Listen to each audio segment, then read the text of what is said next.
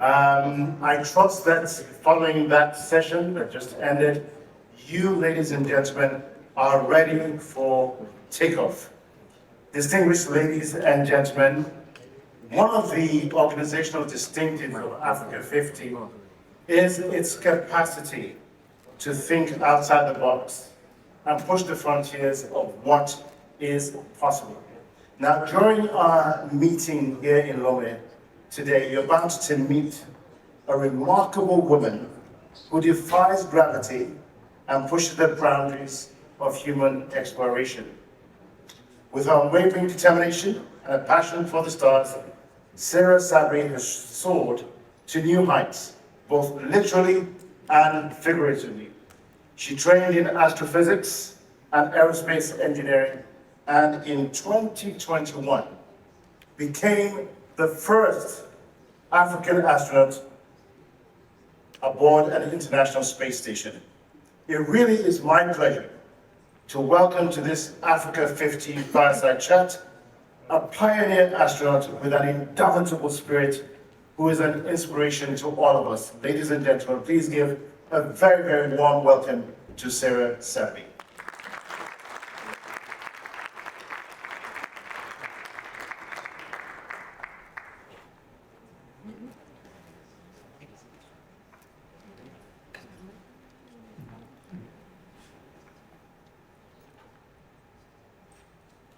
You're welcome.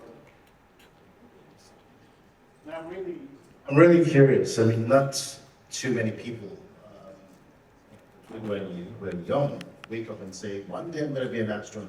What was the pivotal moment for you? When did you know you were going to become an astronaut? It was more about curiosity than anything else. I started asking a lot of questions after my studies. I graduated from mechanical engineering in Egypt, did my master's in biomedical engineering in Italy, and then I started asking the big questions about humanity, about origins, about life. And the more I was looking for those answers, the more I was left with more questions. And that really drove me into really thinking, so what can I do about it? And I think that's the most important question that I've ever asked myself. So since then, it was, well, also there's this quote that I've heard, and I think it's really important. You cannot be what you cannot see. And for me, I couldn't really see anyone that came from the same country, from the same continent, that did something that I wanted to do. Is that a limiting factor for you? Well, of course, because there was no path for me to take. I had to kind of make it up as I go, and I had to really believe that it was possible. Let me ask you this question. What did your parents say? Your father, your mother? My parents, before getting the news that I was going to space, my dad was a very big reason for why I am the way I am. Because as a man in Egypt, he never really distinguished between the capabilities of a man and a woman, which is quite rare, honestly. And he taught us that, well, we can do everything, we can do anything. And I saw how much he sacrificed, both of my parents, my mom as well. She was one of the first electrical engineers in Lebanon. So I had both of my parents, I have both of them to thank for becoming who I am, because I think it's really important for you to believe that it is possible, that you are capable more than anything. And then you work your way towards making it happen.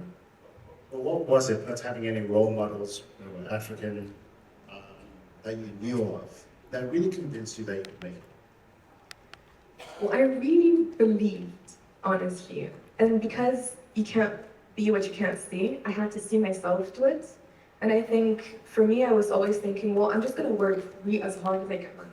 And I've always been really more working towards solving a problem. And I treated this as if it was a regular engineering problem. So this is a problem, we need to have answers to these questions. So how do you break it down? So I need to do this, I need to do that. And then you just work and keep working and keep having focus. I think that's really, really important. And above all, the most important part is seeing yourself. It's really believing, because if you don't see yourself do the thing, it's going to be really hard to actually do it. So for me, what I used to do is, before going to sleep every single night, I used to imagine myself sitting on top of in a capsule, on the chair, strapped in, on top of a rocket. I used to do it again and again and again and again. That would be the last thing I would see until it actually happened. So you imagined it and it became a reality. Yes. Okay. And for those who may not really be conversant with what it takes to become an astronaut, but let me put that in perspective.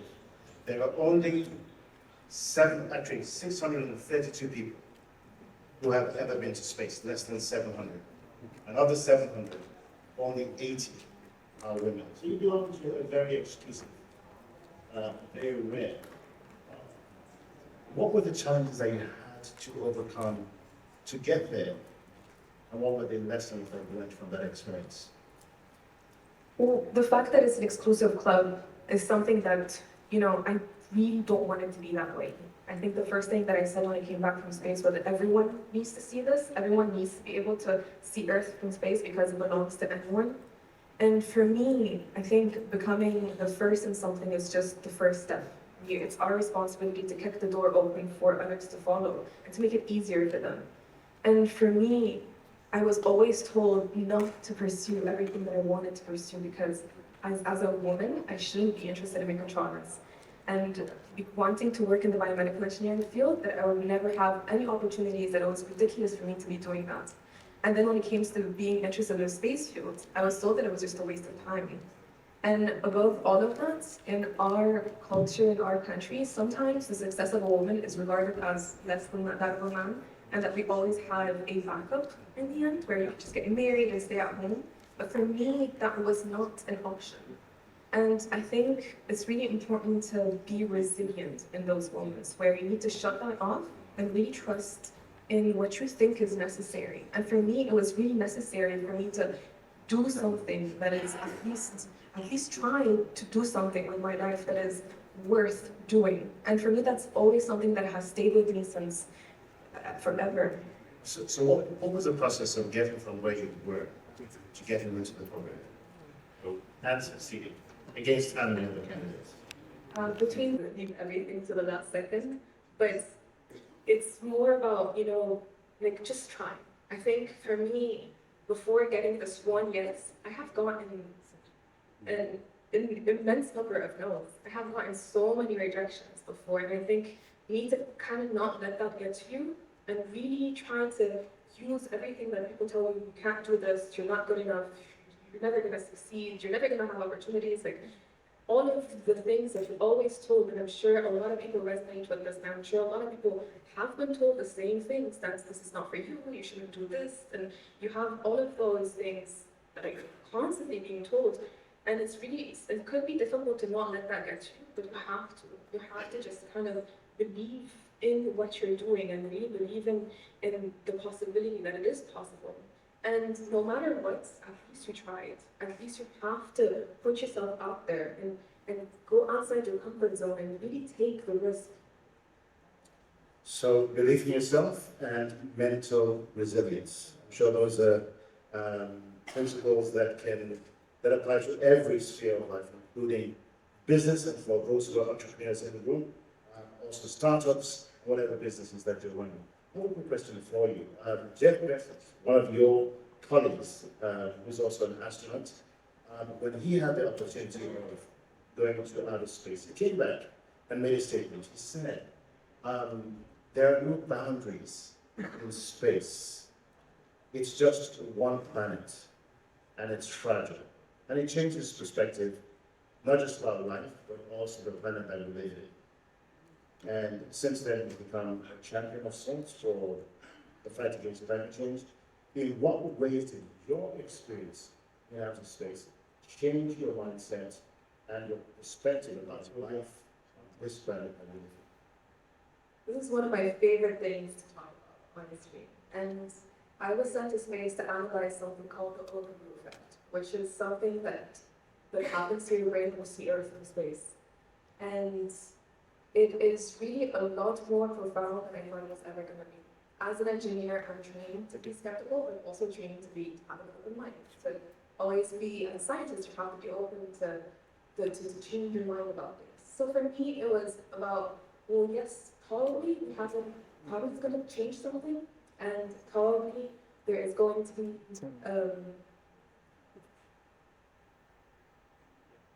And probably, because we haven't evolved to experience something like this, our brains are not trained to see Earth from space. We're always used to seeing everything from the inside. So for me, the thing that was really, really significant was how close space is. And we always, in our language, we always say that Earth is something, space is something, and we always say we're going to space, when I think we need to be corrected in our language and say we're just leaving Earth. Because we are already in space. We are on a spaceship called Earth, and we are floating in space. And a lot of the things, So in other words, there's a continuum. We're in space, but we don't realize, because when we're in outer space, Earth is in space. yes. You're just looking at it from a different perspective. Yeah, and that changes a lot of the ways that you see the world.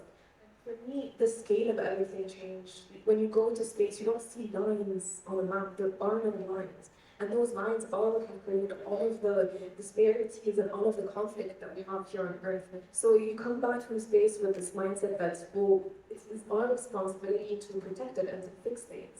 And when you see this thin line and you realize that's the only thing protecting us from space, you really feel the sense of, well, it's the only thing, and we have to protect it. It's the only home that we have. So since coming back from space, I have shifted my mindset into taking responsibility to actually do that and to really create much bigger change. I've always worked on solving problems my entire life, but now I'm less afraid to take the bigger risks. Awesome.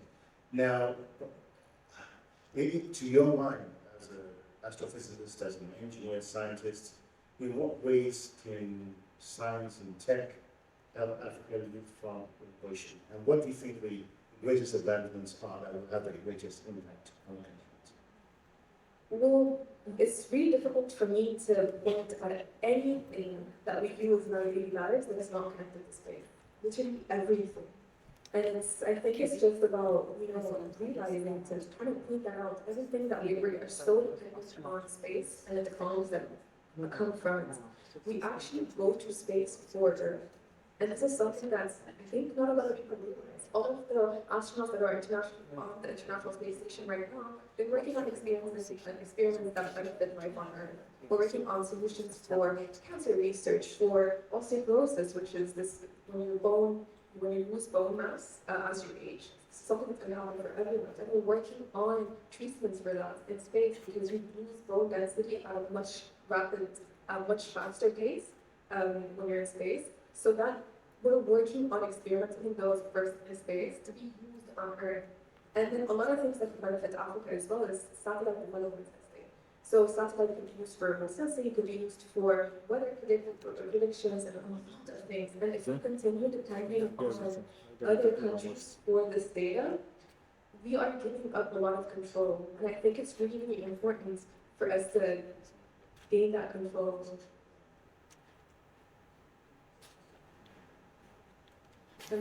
Yes, I think it's really, really important for us to have that power compared and with respect to the rest of the world, to have a seat at the table and to really be able to make those decisions about humanity's future as well. We are going back to the moon before the end of the century, and we're aiming to go to Mars.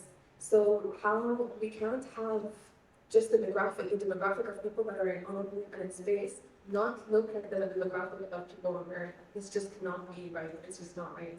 Well, with that projection about men and women going to the moon, where do you project that will be in terms of space exploration in the next 5 to 10 years? How different will it be in terms of the numbers and in terms of what will be happening in that space? And why is it important? Why are the space race important? There's a lot of reasons for that. So first is there's this philosophical side and there's this actual technical side. So the philosophical side is that our universe is just so huge. And we as human beings are the fact that we ask questions, it is what makes the reality around us reality, right? If we're not there to question it, if we're not there to ask those questions or look for its beauty, then it's not. Who tells us that if it's real or not? And the universe is so big that it's very, very highly likely that there is other life in space. So for me, would be really sad for humanity to not be multiplanetary, for humanity to not explore where it just came from. We are made of stardust.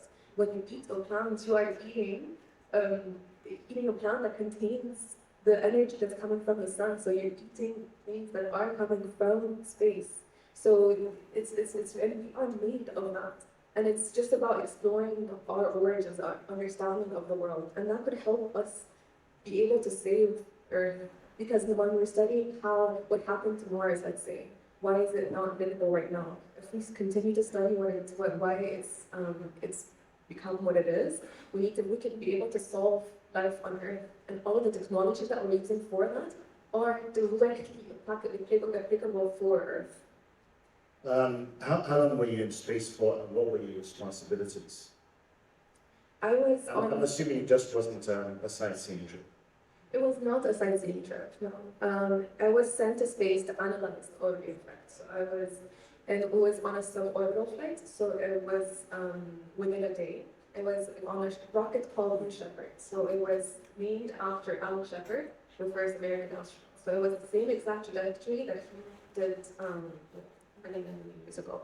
So for me, because I was the most trained astronaut out of the crew, I was responsible for medical emergencies. I was seated the astronaut one seat, and next to the capsule, the hatch. So in case something were to happen, I was responsible for specific scenarios, and I was only certified to actually conduct those just in case scenarios.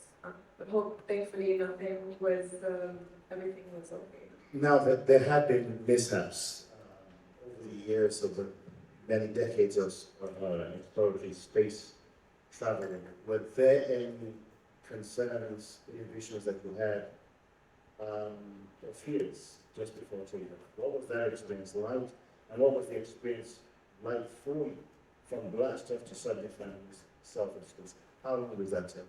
So two questions in one. Was there any fear, and then what was that experience like? For those of us who spend most of our time here on terra firma. Yes. Well, I'd like to kind of give you an experience. If you close your eyes right now and try to imagine yourself walking on a launch pad towards the rockets. And the rocket is there, the capsule hatch is open, and you see your seat and you're walking towards it. And the rocket is already alive, so you hear it. And you go to your seat and you sit down and you're doing your last hookups with mission control. You tend to start feeling this anxiety inside, right? You feel this feeling in your stomach, this ache, where, oh my God, I'm sitting on a rocket and I'm going to be launching in space. And well, you need to kind of be able to switch those feelings, to be able to really think clearly just in case anything happens. You need to be able to really be at ease and be at peace with whatever outcome comes. So part of my training was a lot of psychological training. I had to visualize myself in that scenario again and again and again, and replace whatever anxiety, whatever fear you're feeling with moments of peace.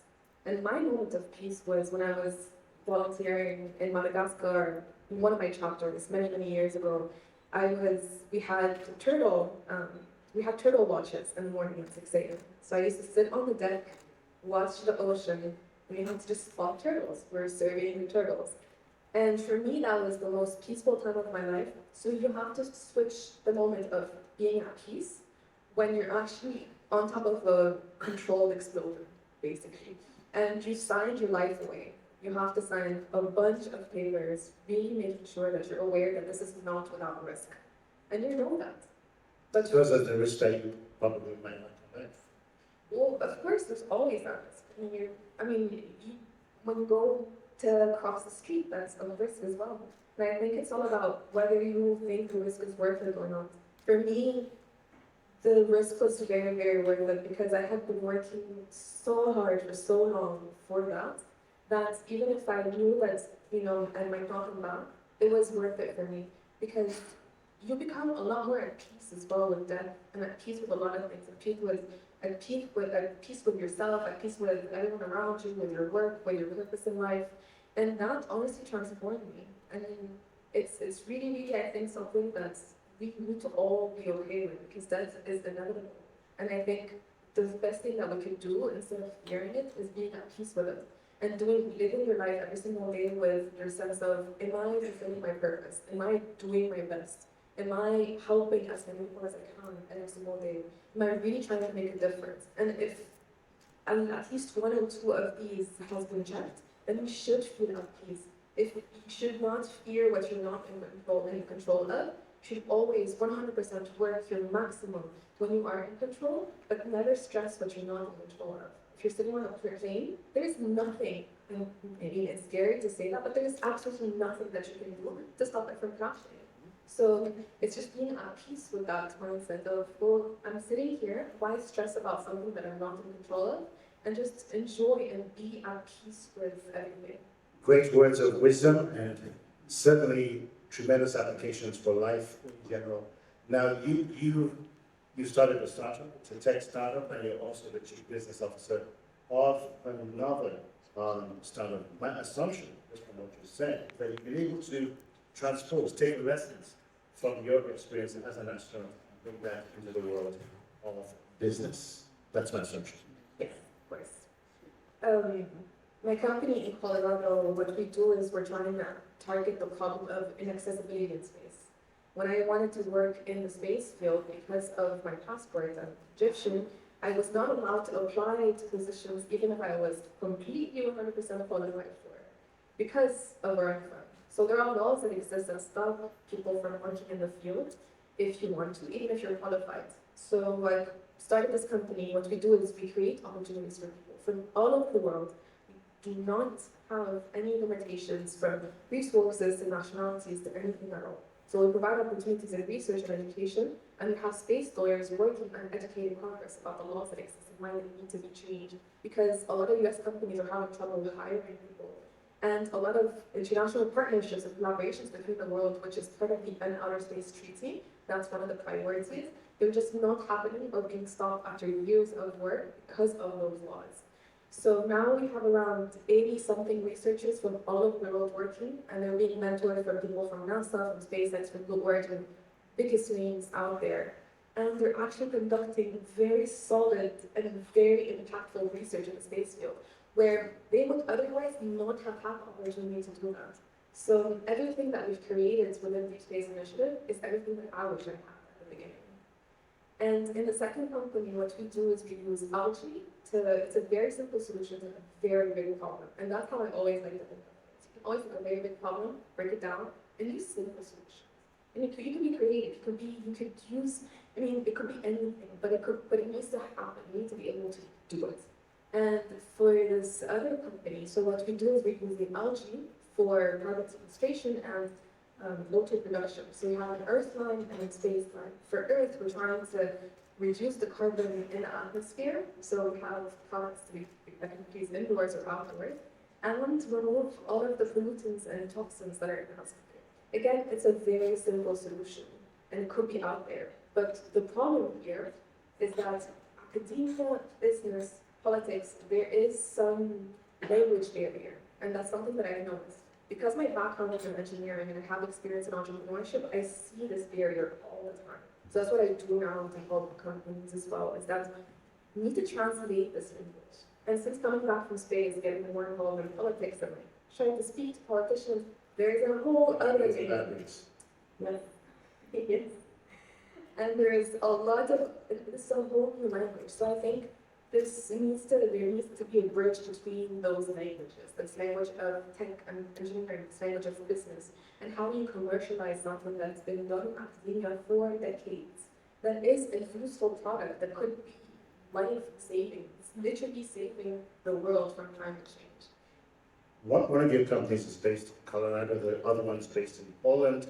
My obvious question is going to be, when are you and your partners going to set up something in Africa, considering that quite a number of African countries already have space programs, and I'm sure that there are lots of young people who will aspire, who want to aspire to the same things that you have aspired to, but who never have the opportunity, considering, again, the balance between your department, Africa, and the opportunities to get to Europe or the United States. Any plans to set up anything in Africa? I know it's a tall order, and you're doing a fantastic job.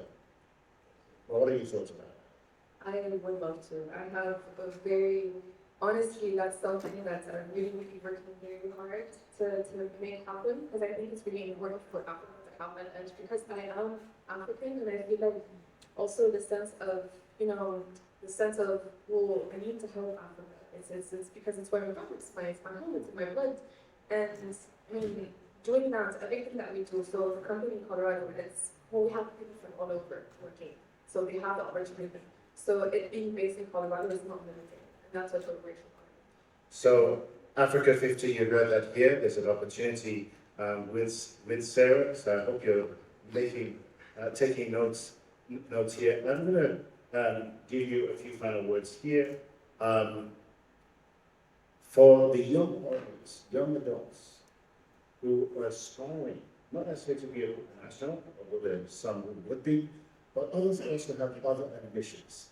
And there are numerous challenges, lots of bottlenecks along the way. We have many young who are frustrated or despondent and have lost hope. Given your experiences overcoming remarkable obstacles, what would your advice to them based on your experience? A few things. Well, if we want to achieve something that was deemed impossible, we need to really believe that it is possible. We need to really see it happen. So I think there are three pillars here that I think I always like to mention is that yes, we need to work really hard. We can't just dream about something without working for it. But we need to not only work for it, but we need to also have focus. In our day and age now, there's a lot of short-term gratification. There's a lot of distractions. And I think having focus on the long-term effect rather than the short-term ones, that's really important. So you have to make a lot of sacrifices, a lot. And you need to know, you need to have you have to trust your guts in understanding that they are going to be worth it. And three, which is the most important one, is seeing it happen. I think there's this very untapped power of visualization and manifestation that is just so powerful that we have as human beings that I think is maybe not talked about enough. You have to see it happen, and I think the more you do that, the more you see yourself in those positions, I think the more possible it's going to become. I remember a few days ago, I was sitting in the room where I grew up in Egypt, and I was thinking almost exactly 15 years ago, I was in that room, and I couldn't really see my future. I couldn't see myself in any of the positions that were available around me. And I was wondering, what is my future going to look like? I can't see it. I can't see anyone doing what I want to do. And for me, that kind of like switched the note, and I was like, oh yes, I'm going to see myself until it actually happens. And that, continuing to do that, continuing to just believe in yourself and believe in other people around you. The problem in Egypt and in a lot of countries as well is that we tend to have a lot more disbelief in ourselves and our country and our people that are of the same blood, that live in the same place. We disbelieve in them. We always think that we're not going to be good enough. And that also should be changed. We need to believe in ourselves and believe in others around us. We need to have the sense of the pie does not have a specific amount of pieces. So if you take one, there's not enough for others. And so I think it's like all of that, the mindset of, well, there's always more, and the more you try, the more there's going to be available. I think we need to be working with others. And the last thing is resilience. When it gets really hard, the only thing that's going to either tell you you're going to succeed or not is if you give up. I think when things get really hard, that's when you want to give up the most. And I saw this piece of advice about, especially PhD, because I'm doing a PhD, is that when things get really hard, you can't quit. You quit when they're easy. Because then when you can quit, it's not a bad thing to just give up on something. You can, the idea for a startup could be just too early for the market, right? And that's not, dropping that is not giving up, but it's just making a smart decision. And similarly, for a PhD or for any other decision, do not quit when things are hard. Quit when things are calm, because that's when you're making the right decision. When things are hard, you have to stick with it. You have to keep going, because you've gotten this far, and you have no idea how much further you need to actually make it. So I think that's the key here. Don't quit when things are hard, quit when things are easy. Ladies and gentlemen, please give Sara Sabry a warm round of applause. Truly are a remarkable individual, truly innovative and wise words coming from someone as young as you are. Congratulations on all of your accomplishments. The fact of the matter is that Sara Sabry embodies really the hopes and the aspirations of many of us. As an astronaut, as a scientist, our hopes and our dreams really mimic the dreams and the hopes that many of us have. The sky is not the limit, as Sara has found as she's explored space. Really, when you go beyond the sky, as many of us really in our journey called life, all it is a stepping stone into a greater journey for every single one of us. So for those of you who are entrepreneurs, investors, business people, the sky is not the limit. It is just a stepping stone into a greater beyond right here on terra firma. You have a purpose, your life counts, and you will make a difference. On that note, I'm going to invite Dr. Adishna and Alan to the platform to close this session. Please, I think we can go over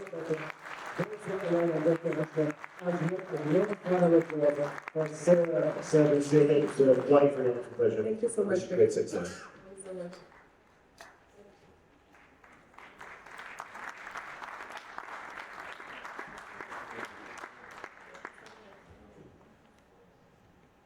Well, I actually wish I came much earlier, but I had several other things I was doing. But so yeah, just simply inspiring. It's quite amazing. To have a young African scientist like you give us a hope that young people can actually be in space. It's quite incredible. I remember as a young kid, what was the astronaut that they Apollo. Yeah, Neil Armstrong. Yeah, actually I went to Purdue University in my school, so I played that. At least I have a little bit of affinity towards the space. But Neil Armstrong, when he actually landed on the moon, my father took us out to a stadium in Nigeria. It was Olubadan Stadium to watch, Neil Armstrong walk on the moon. And I always felt that everybody going to the moon were not Africans, And now to have not only an African, but have an African woman in space, I think it is quite amazing. People always say that what women can do, what men can do, but I think that women can do better what men can do. And yesterday we were talking, and I was asking Sarah about space, and she told me that the Earth was just a little blue curve, right, like that. And so at least that's very comforting too. And I asked her, I said, how do it look like when you look at us? She said, when you look down from there, you guys don't look like you matter. It's very small. So that's pretty humbling to know that for all the things we do, we don't really matter that much. We're too small compared to what's up there. But thank you for being a great inspiration. Thank you for loving science, technology, engineering, mathematics. Thanks for being an inspiration for us in Africa. Thank you for helping us to know that for some of us that, when my time ends as president of the African Development Bank, I'll have to find a new future. And now I see that I probably can go to space. And maybe Alan, we may start investing in infrastructure to get us there. And the board members are here looking good together. But please put your hands together. Thank you. And now to my future co-pilot. Thank you, Mr. Chairman. This was not planned. So I think first of all, let me thank His Excellency President Ford, the government, all the distinguished participants, ministers, my chairman, just for participating in this great 2 days that we've just spent together. We heard about the visionary leaders, His Excellency President Ford Nyasimbe, and then our chairman, Dr. Adeshina. We heard about their visions, and then we also spent some time learning about different topics on infrastructure. I also believe that we heard, inspiring advice from Tijan Tiam, one of our African champions. And we did a few additional things which are quite important, a number of signings, just to concretize the vision of our leaders. Again, President Ford and Chairman Adishida, they've presented the vision, but we're showing to them that we're starting implementation by the signing. One of the important signings was the acceleration fund, where we're mobilizing Nigerian investors' capital to channel it into African infrastructure. So a lot of excitement here. Now we need to make sure that we go ahead and implement at speed and at scale. That's what we want to do starting now. And I also want to thank Sara for your inspiring words. Quite amazing what you've done. And I was listening to you and I was saying, gosh, she's young and she has so much wisdom. I actually took a lot of notes, I should say. I mean, I'm proud of learning. Whenever I'm able to learn, I learn with pride. So thank you very much for sharing your wisdom. And again, thank you, Mr. Chairman, for leading us. And thank you to my colleagues, the organization team, TPD, and their team that put this together, and the organization. So great stuff. Let's go and implement at speed and with scale. Yeah. Very yesterday, everybody on the dance floor and so on. And I was happy to actually have an opportunity to dance with her. And I realized that our steps were different from those on the earth. Kind of floated a little bit. So I had asked her yesterday how it was. She said, you float in the air. So I think we learned something, float dancing or something like that. So thank you very much. Thank you, everybody.